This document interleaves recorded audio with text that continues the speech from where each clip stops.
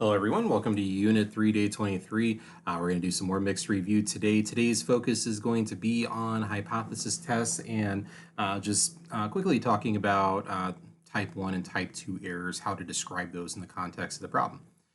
All right, so we're going to see a couple of different hypothesis tests today, talk about when we use each one, and go over those type 1 and type 2 errors.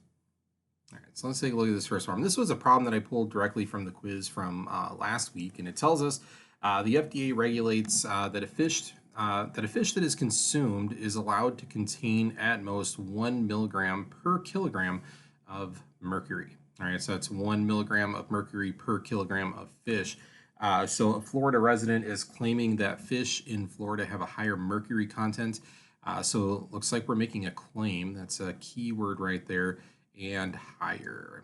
Like in those two words right there. In Florida, bass fish were collected in 59 different lakes to measure the amount of mercury in the fish from each of the 59 lakes. The mean of the sample, all right, so we have a mean going on here. So a mean was found to be 1.2, right? And don't forget, this is also an important number right here. Okay, this is our assumption about the population.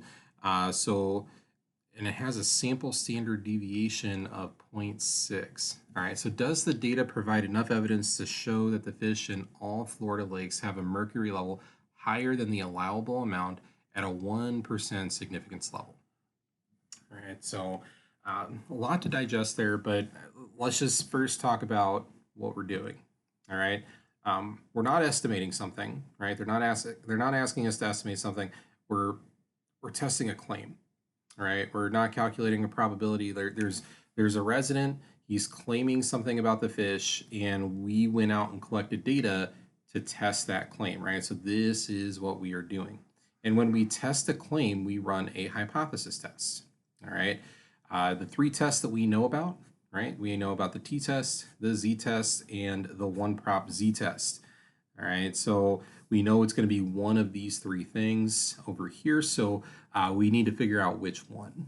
All right, so the one prop z-test, it's kind of in the name there, P-R-O-P, prop, short for proportion. We are not testing a proportion. This is why I underlined the word mean here, right? Because it looks like when we went out and collected our sample, the statistic that we measured was a mean, all right? And up here it even says, right, we're allowed to consume at least 1 milligram per kilogram.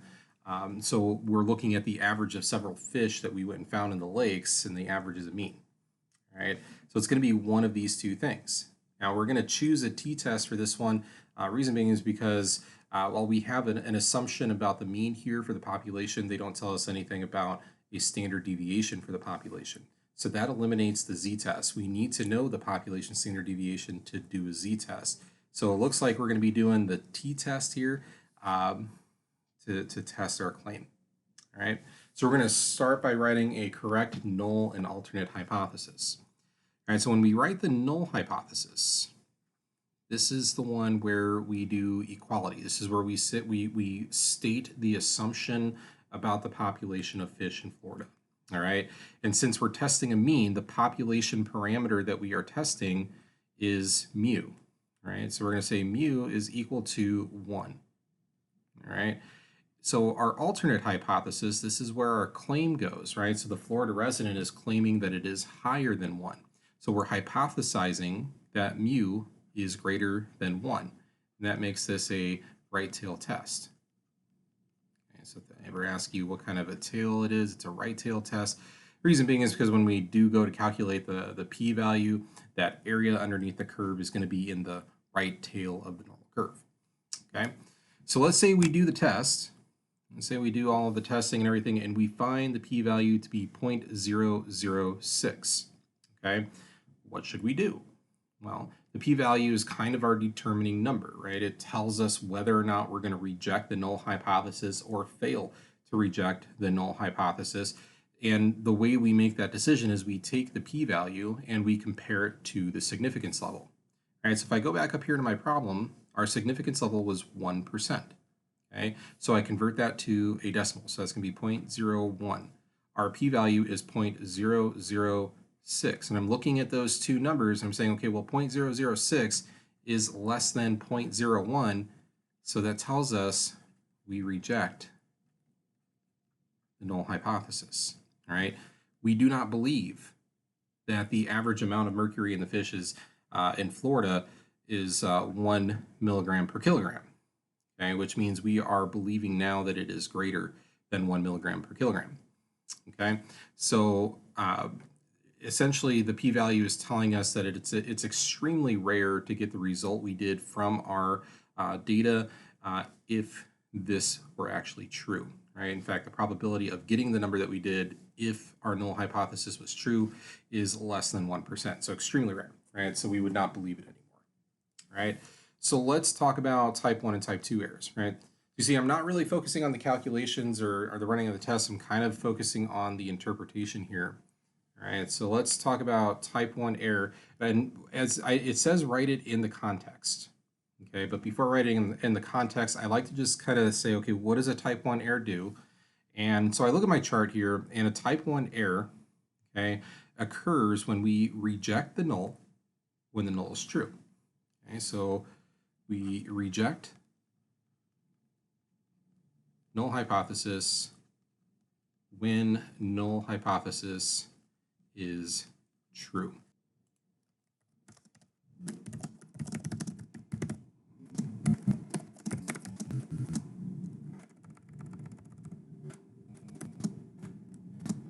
So we reject that the mercury content of the fish is 1 milligram per kilogram when it is actually 1 milligram per kilogram.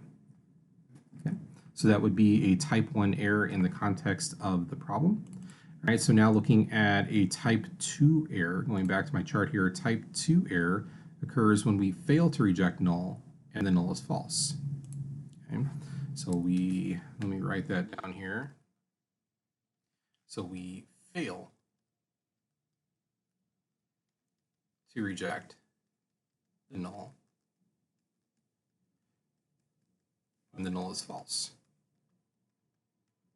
Okay, so in the context of our problem, let's do that, right? So now I'm going to say, okay, we fail to reject the mercury content is 1 milligram per kilogram when it actually is higher.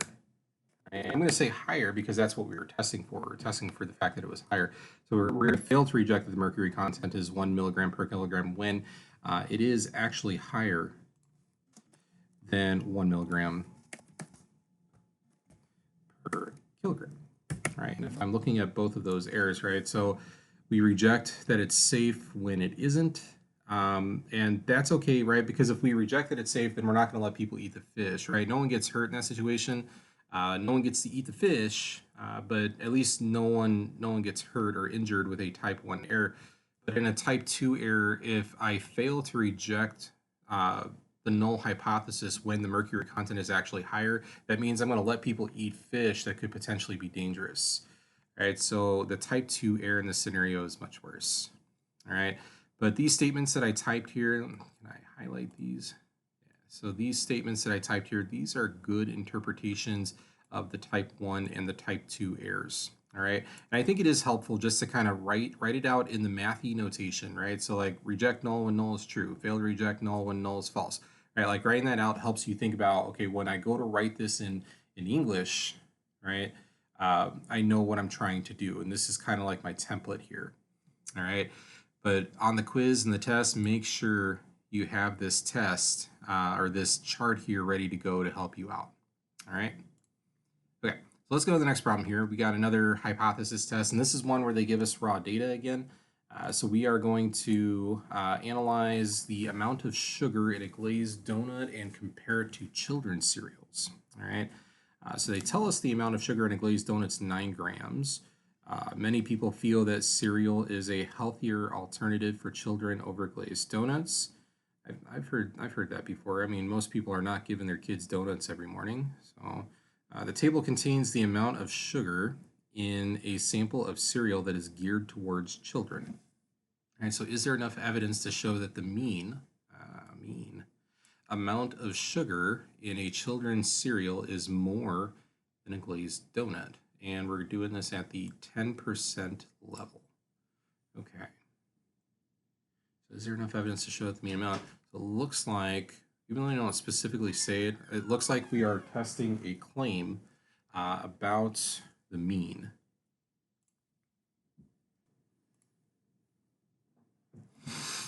Okay, so let's do that. We are testing a claim about the mean. And so if we're testing a claim and it's about the mean, it's either going to be a t-test or a z-test, right? Because this is for proportions here. Did they say anything about the population standard deviation? Let me double check that. And it says the amount is 9 grams. This is our assumption about the population.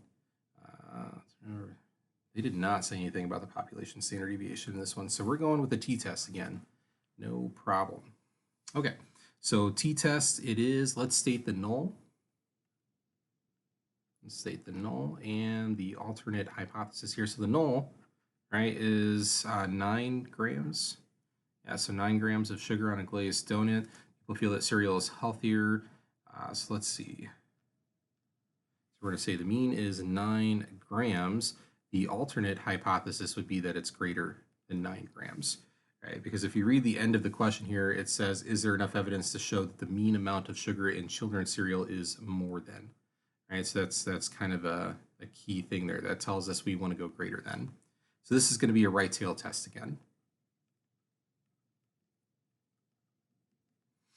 Okay.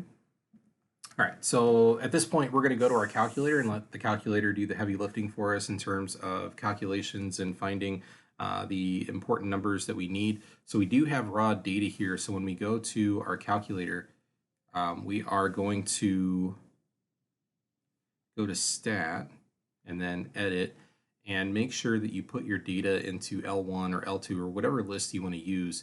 But take your time, make sure you enter it in, don't make any typos, things like that. So looks like I made a typo right here. I caught one right off the bat because it goes 10, 9, 11. Let me fix that one.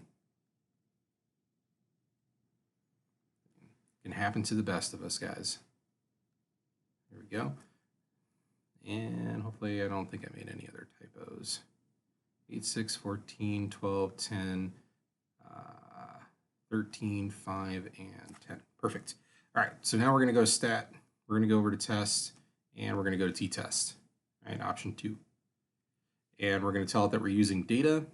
The null hypothesis was 9 grams, so I'm going to clear out that 16, put a 9 in there. Our data is in L1. We're doing a right tail test, and we're going to go down to calculate. So we have some numbers going on here. Let's see what we get. See what they want to know first. They want to know the standardized test statistic. So the standardized test statistic is this t value here.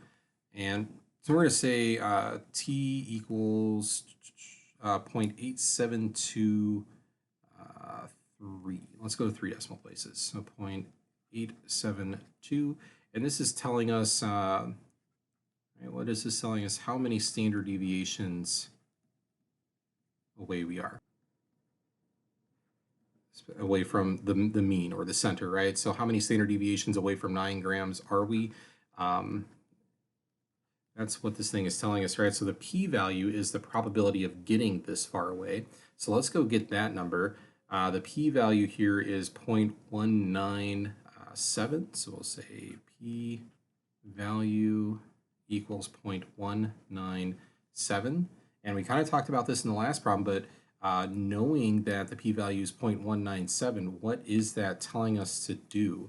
So remember, we compare the p-value 0.197 to our significance level, which was 10%. So that's going to be 0.1, right? So our p-value is greater than 0.1. So 20% or 19.7% probability is kind of rare, but it's not rare enough based on our significance level to reject the null. So this is telling us to fail to reject. Right, so fail to reject the null hypothesis, right? And then we're going to interpret the results, right? So this is where you explain to people the results of your tests using the context of your problem, all right? There should be a U there. That's a typo. So let me let's type this out. Let's see if we can get a good interpretation. So we're going to say at a 10% level of significance,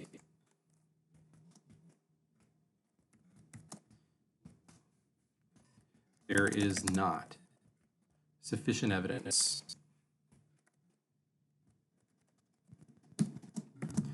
to support the claim that, let's see, I want to make sure I get this wording right, that the mean amount of sugar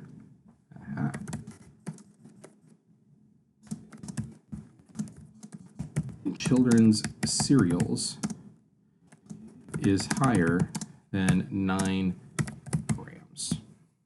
Okay? You were not able to find enough evidence to support that claim. Okay? So that would be a good interpretation of what our test found. All right. So like I said, most of the calculation stuff handled by your calculator. You want to make sure that you can interpret things. That's the main focus here.